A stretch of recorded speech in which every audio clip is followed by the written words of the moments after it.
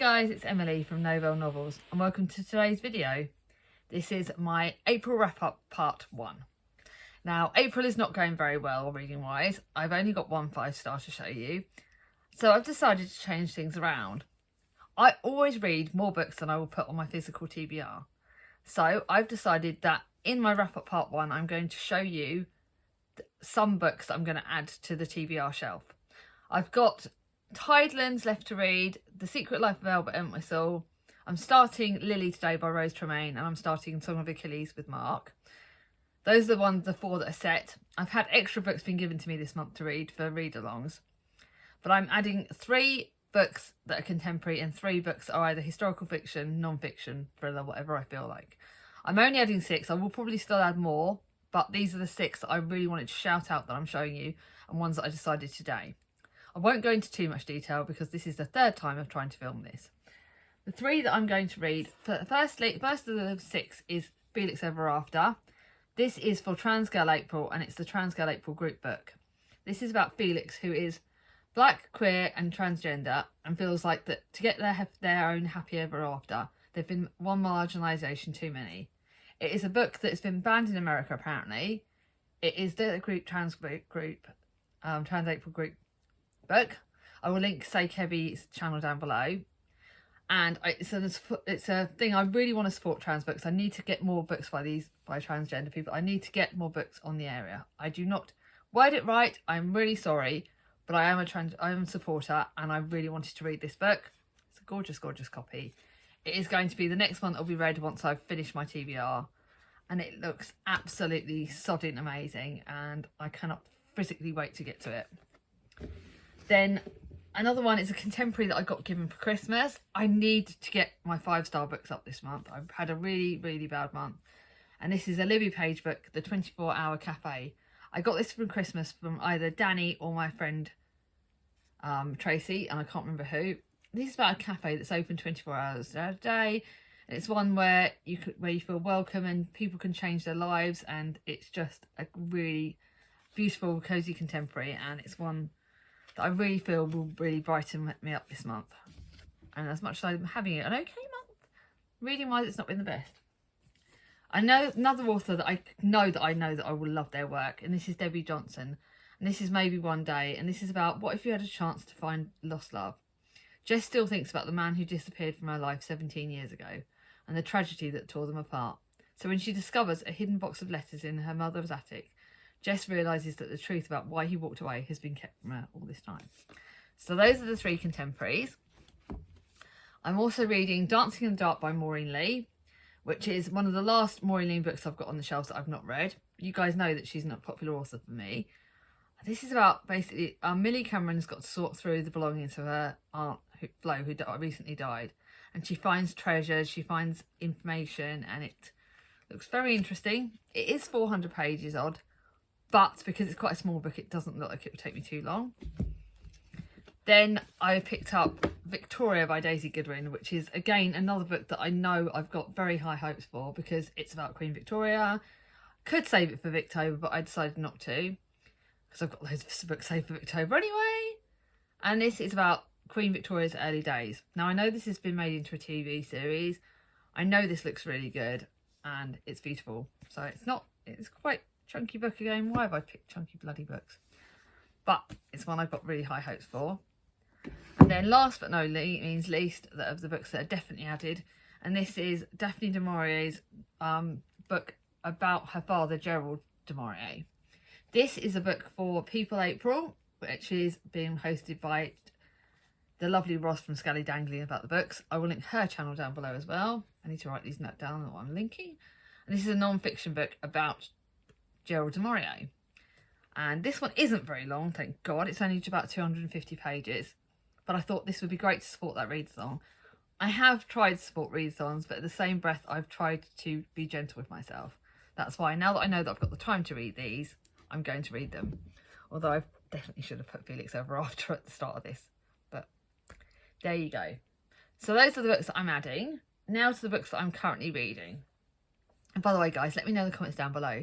Do you think this is a good idea, me adding books to my shelf, my TBR jar, and me showing you what I'm going to add?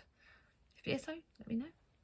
So obviously I'm reading my Charles Dickens book, Martin Chuzzlewit. As you well know, not going so well. I've got about 2 weeks worth of books. Not really invested in this. This is not my favourite Dickens, but I'm going to get it read. Then my other book that I said I would have to read is my Catherine Parr book, and that's for the read along that me and Gemma from Gemma Books. This is our last book in the series. I've only got, again, I'm going to finish that in the next couple of weeks. If I get time, I might even finish it next week, depending on when I get time. It probably will have to be saved for the last week because I've got lots to do when the kids go back to school. Then 2 other books that I'm reading is Why Mummy Swears by Jill Sims. This is a reread, but because it's a new copy, it's not technically a reread on my shelves numbers. I am going to read this over the weekend, so probably by the time this video goes live, it would have been read. You know I love this series. It's just what I need in comparison to hard books. Then a book that got added to my shelves because I got accepted for a readathon. I am going to finish this today. And this is The Spoon Stealer by Leslie Crew. If you follow me on Goodreads, you would have seen that I'm expecting that this is going to be 5 stars. And trust me, the way this month's gone, I'm bloody glad. This is a blooming amazing historical fiction book. It's set in the 1960s, but it goes back far further, and it's about families and the Spoon sister Emmeline, and I bloody love this book, and the author is absolutely incredible, so I can't wait to finish that today. So those 2 are the ones, that's all going downstairs. Now to tell you, I have read an ebook, which I'm now going to start to include, and that was one of the Kathy Glass books, but I can't for the life of me remember what it is. I may read another ebook this month, but obviously I will be reading an ebook for my readathon. I'm just trying to decide already before I film that what I'm going to read for the ebooks. And yeah, I'm not really listening to any audiobook. I tried to pick up a few, like the Beth O'Leary ones I'm loving, but I tried to pick up a middle grade one and it just wasn't for me, so I DNF'd it. On that note, I have DNF'd a book this month, and that was Mr. Rosenblum's List, which I was buddy reading with Jem, who was previously reading book Gem. We both DNF'd it. It was pile of pants, really boring, not for us. I just gave up. I'm not unhauling very many books this month, but some of them I probably should have done. So now to the books that I've read. I've got read 2 3 stars, 3 3.5, 5 4 stars, 4 4.5 stars, and 1 5 star. But one of the 4 stars isn't really a 4 star because I had to rate it 4 stars, and I'll explain that why. It kind of could be, I don't know. I've changed the rating on some of these. Some of these have changed their rating since I've put them on Goodreads and thingy, but I've changed the rating in my book because, so which finds my stats are not going to really be even because I've changed the rating on my book but not on Storygraph. You know what I'm like. I'm thinking about doing a video on book ratings and stuff, and you'll have to let me know. So the first one, yeah, you guys guessed it, 3 stars, was The Hunchback of Notre Dame. I did read it in one day. You lot said I wouldn't like it. It was not that great. It's Victor Hugo. Yes, I read it in one day, but again, I read it, how much of it I took in. I loved Esmeralda. I loved The Hunchback, but I still love the cartoon better than I love the book, so I'm not actually even going to keep that. So yeah, it's not the kind of book for me. It was all right, flew through it, but I don't really think I absorbed very much of it. Now the next book is a book that's very problematic for me, and I'll explain why in a second. This is How It Always Is by Laurie Frankel. Now this is by a non-voices author. This is the story of the family, Rosie, Penn and their 5 boys. Their days are full of drama, laughter, tears, friendship, rivalry and making order out of chaos. But the youngest boy tells his parents what he wants to be when he grows up. A chef, a vet, a dinosaur, a farmer, a scientist, a girl. Now, don't get me wrong, I am not qualified to make designated real proper opinions about this. But I've heard it's problematic, and I actually, when I read this, I could really see that. It is an own voices book, whereas Felix Ever After is. And I think you can really tell that when you read that. There were so many things in this, I went, that's not right, that's not that. And I am trying to get my knowledge up. I'm trying to get a better understanding and become a better ally. And that, for that reason, that was why I rated it for 3 stars. It has a good purpose for it. I'm sure this author was trying to get knowledge out there and trying to really improve awareness, but it wasn't done right in my opinion. That's why it's only 3 stars, and I don't think it's the best representation, so it's not gonna one I'm gonna keep. The next are my 3.5 stars, and 3.5 for me is, like I said, both those were all right. They weren't books I hated, but they didn't feel right. The next one was a 3.5 star, so that was good, but not amazing. Not in 4-star territory. For me, 4 stars is where we go, where it's like, I loved it, I enjoyed it, may not read it, but it was good. 3.5 was like, yeah, it's kind of cozy, kind of all right, but not quite. This is a very much a springtime book, very, very typical, atypical contemporary, what you would expect from a contemporary almost. And it's about Jilly and her daughter Helena, and you have got some triggers in this again. You have got a bit of manipulation, and there is a good looking guy who's the goodie, and you've got the baddies, and yeah, it was all right. It wasn't particularly great. Definitely a good kind of cozy seasonal read. Not amazing. I'll definitely pick up all of the books, but I wouldn't pay full price. I will say that. So that's going to charity shop. The next one is 3.5 stars because it's my Ruth Ware book, One by One. Now, I think a lot of other people have rated it higher than that. But Ruth Ware's thrillers are very, very atypical. They are very much the same sort of thing. Yes, I didn't get the killer. Yes, I didn't grasp that. But I think that's because I'm a daft apeth, not because the story's great. But this was very much of, they're in a chalet, they're away, there's like a break, group of people, someone's been killed, more people get killed, you kind of get the gist of it. And it was very much of a very typical Ruth Ware book. And yeah, I'm done with this author. I really am done. If her books are all going to be the same, I don't want to pick them up. The next one was one that's part of a series, and this is The Bells of Bourneville Green, which I do need to put that back on my shelves. And this is the second in the Chocolate Girl series, and this is set in 1962. I enjoyed it because you saw characters from the first book in the series. It was good, but again, it's very, very typical of the writing style. You can tell there's tragedy and people dying and very, very typical of the series. So I think I'll keep it because I'm keeping the series. But I think once I've read the last in the series, I may just go. Now the next one's a 4 stars. 4 stars are good. 4 stars are really good. And I did like them. This first one was my non-fiction book, and this could be for people April as well. And this is Chris Atkins's Diary of a Prisoner. But what knocked it down was the fact that I was originally thinking it was 4.5 stars because it was very informative. It did discuss prison life very well. But this guy goes into it and he's not blaming himself. Like, he ended up in prison because he committed fraud. He was in the wrong, and yet he still kind of expected to get out of prison sooner. He expected to get things handed to him. And I'm like, well, if you did the crime, do the time. So that kind of got to me. Sorry about the kids. But it was a good book, and it was very informative, really good about prison life, and it really did tackle what prison life is like. It's set in, I think, in Wandsworth prison. And it is very hard for people in prison. And I do get that. I think prison I have very mixed opinions on that, because if you do a crime, you should literally pay for it. But sometimes do people get put in prison and come out worse people? You know what I mean? There's very interesting ideas in this, and that's very concepts that you need to really think about. So it was a good book, 4 stars, but not one I will reread. The next one is a book I got sent to by Love Book Tours, and I have very mixed feelings on this. I've got 2 Love Book Tour books in this, and this one was my least favourite. I rated it 4 stars because I didn't feel like it was my place to rate it any lower, and maybe I just think it's too non-fiction for me, a bit too me power, like, who do you want to be? When you ask this question, I have got a review on Goodreads, and I think my review on Goodreads is appropriate and is really interesting, but it's not one for me. So I'm not really going to say any more than that because I don't want to upset anyone. But yeah, actually, no, I need to put that on my shelves because it was given to me by Love Book Tours, and you can't give it in a charity shop. But if anyone, I can't give it in a charity shop, but if anyone wants it, look at my review and let me know, and I will send it to you. There you go, I'm allowed to gift it. So if you want it, let me know down below. So look out my Goodreads review. My Goodreads is on under my name, Emily J Novelle, I think, or under Emily Novelle Novels. So look at my review. It's also on Instagram, which I'm on under Novelle Novels. So look at my review on Instagram, actually, and you will see if you want it. If you want it, I'm happy to send it to you. The last 4-star book, I think, is... No, we've got 2 more 4 stars.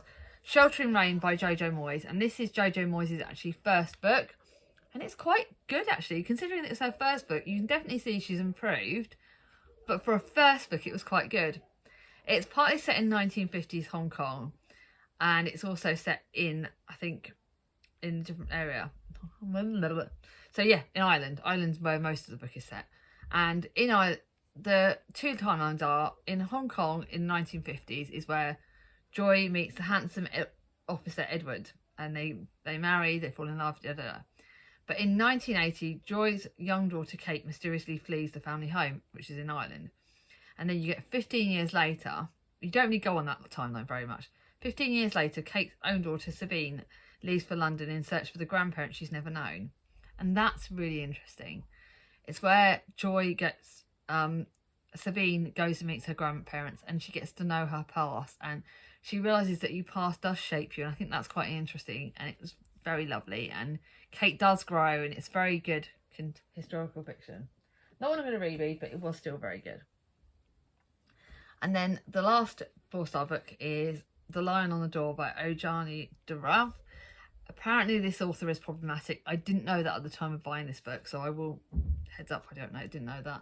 It is a good book. It does talk about... I wasn't sure whether to trade it historical fiction or contemporary, because there is a little bit of magic. But this is about this character, this kid, whose name is on the start of the door. And he wants to find out his grandparents' history. And it does talk about how, like, racially, if we are different, did we...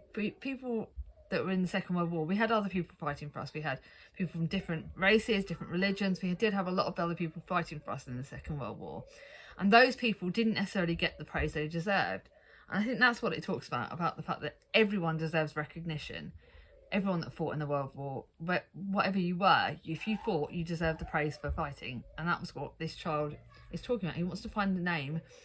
His name, he finds this name above the golden door in this museum, wartime museum, and no one knows the name of this guy's name, of who he was. He didn't get the praise he was earned. He died for the cause. He died for us, basically, and he didn't get the cause. And this is something that he becomes a passion about. And I did find that interesting. It's quite a good middle grade, but I think the charity shop need this because I think it would be good for other kids to read, and also kind of supporting the author slightly less by doing it in a charity shop. But now to my 4.5-star books. Actually, no, I've got one more 4-star. I keep thinking I'm done with my 4 stars. And this is A Place of Secrets by Rachel Hoare. I love Rachel Hoare. She's a really good historical fiction, but this one's got quite a mystical, like, fancy supernatural element, which is quite good. It's got a real supernatural element, which I didn't expect. And this is about Jude, about a family that keep having these nightmares. Certain members of the family keep having this nightmare. And it's connected to what very long ago in the 18th century. And that was quite interesting. It's about families and how our past connects us with families, and the supernatural element's quite good. It's quite an interesting one. 4 stars. Now this really is. I've got 4.5 stars. And how these are not 5 stars is very hard. I don't know if I'm going to keep some of them. So the first one is The Start of Something by Miranda Dickinson. I think I paid full price for this, and I think I'm going to see if my mum likes it. I think I might reread this, actually. I think I'm going to keep this. So even though it's 4.5 stars, I think it might be one I keep. It's got a cat in it. It's got a cat and a dog in it. I'm very wondering whether I should have maybe rated it 5 stars, because it is actually one that's getting to me. So this is 4.5/5 stars. It might get changed again. And this is about Lachlan Wallace, who is stuck at home after a car accident stalled his army career. This, by the way, would be really good to be used for my read-along about the Invisible Disabilities read-along. And he's got a rescue dog and a rescue cat for company, and he sails out the window, and then he sees Beth and Gwyn, who's a stranger to the town, and she's got a little boy, and it's their connection, a bit of romance. It's quite good, and she's intrigued by the neighbour, and it's a really good book. I think it's 4.5. Probably will say 4.5. But I'm going to give that to my mummy to read, because I think she would like that. The next one was another ad PR product, and this was a book that was sent to me again by Love Book Tours. But this was a proper good 4.5 stars. It was bloody good. And it was actually the book that was the narrator in this. The book in time was the narrator. And this book goes through loads of owners. Oh my God. Sneaky peek, you will see one of my favourite classic authors in this. You will see some of my favourite classic authors in this, which was probably my best bit, and it goes through a long time in history. Starts off in 1805 and ends up in the future. And this book has different parents, different guardians, different owners, and it goes through so much time, and I bloody loved it. Mum will love that. It's brilliant. So yeah, Mum, you're going to love that. Then another 4.5 stars is Cecily by Annie Gaithwaite. This was 4.5 because it wasn't... I couldn't remember who Cecily was very much, which makes me feel really bad. And Cecily, this is set in 1431, and actually I kind of understand it a bit more. And it's about Cecily, and Cecily had this real grasp. She was married to the Duke of York's loyal Duke. So I can't remember who he was. And she take courage, and she fought for her family, and she had kids, and and she wasn't connected. Lost bloody loads of kids in it, and I need to really go grasp more of it. And I'm trying to think, but yes, this was really good. This is one I'm definitely keeping. I don't know if Mum will like it or not. Might try and see if Mum wants to read it. Then one that Charlie's going to borrow off me. I did rate it on Goodreads and Instagram as 4, but it should be 4.5 stars because it's not one that's got out of my head. I'm lending it to Charlie, but I will get it back because and I will keep it. It was my gift from the lovely Gem from Gemma Books. It is Natalie Haynes' story. I thought it would be more... My only criticism is this has got a lot of talks about all the different gods and all the different like immortals and mortals, and it's like historical fiction. And had it been more about Medusa, I think it would have been 5 stars, but it wasn't as much. I think Gem told me this. It wasn't as much about Medusa as I wanted it to be, and I did get a bit lost with the different timelines and about all the different gods. But it's a beautiful book. It's one I flew through, and I bloody loved it. It was really, really good. And yeah, I think the only thing was, the only reason it didn't get that 5 stars was because it did have a lot of timelines, and I did kind of get lost at times. But yeah, Charlie's going to be borrowing that. Now, don't judge me. So this one that was my 5 stars, please don't judge me. This is the 3rd in the Dreamland Billionaires series by Lauren Asher. I got it by tandem as a mail out. Didn't realise I probably should have read the first 2 books, which is the fine print and terms and conditions. I am going to look those out in either the charity shop or probably the works the way I'm going. I think I might go to the works next week when I've not got the kids. But this is about the 3rd and final brother in this series, and it's about Callahan and Alana. Now, Callahan is an alcoholic, and he has a lot of other issues. Closet alcoholic, and it talks about his relationship with Alana, who they met when they were kids. They became friends, first love, never stopped loving each other. But Callahan made the wrong decision, and he broke her heart 6 years ago. And Alana when they arrive back in their grandparents' house, they sort of meet up, and it is a romance. It's got a lot of saucy bits in it. Bloody good. Look how big it is. But it's 5 stars because I proper love this book. Like, I love the connection. I love the characters. I've now got the last in the series, and this is telling me I actually want to read the first 2 books. And that's something for me. For the fact that I want to keep this bloody book, and it's a romance, and I want to keep it. Does this not tell you how much I want this book? Like, I bloody loved it. No idea where I'm going to put it on my shelves, but I bloody loved it, and I want the rest of the series. So, 5 stars all the way. There is no favourite of the month so far. I think that will obviously be that's my only 5 stars, so it will be a favourite. But it was the only one that really kind of got 5 stars. I really hope that the rest of the month I do read some amazing books. I know I've got high hopes for Song of Achilles that I'm starting today. I've got high hopes for Lily. I know Tidelands is a reread, and I know I loved it. I know that all of these these books that I've added could well really perk me up. So, fingers crossed. Like I said at the start of this video, do you like the idea of me showing you the books in Wrap Up Part 2 that in Wrap Up Part 1 I'm going to add to Wrap Up Part 2? Let me know down below. What's been your favourite books of the month so far? How are you doing with your reading? I'd love to know. I love chatting to you all in the comments. And again, thank you all for your support. I love you all. If you like this video, give it a thumbs up. If you're new to my channel, not subscribed yet, bring on my ding-a-ling. And I'll see you all soon. Bye-bye.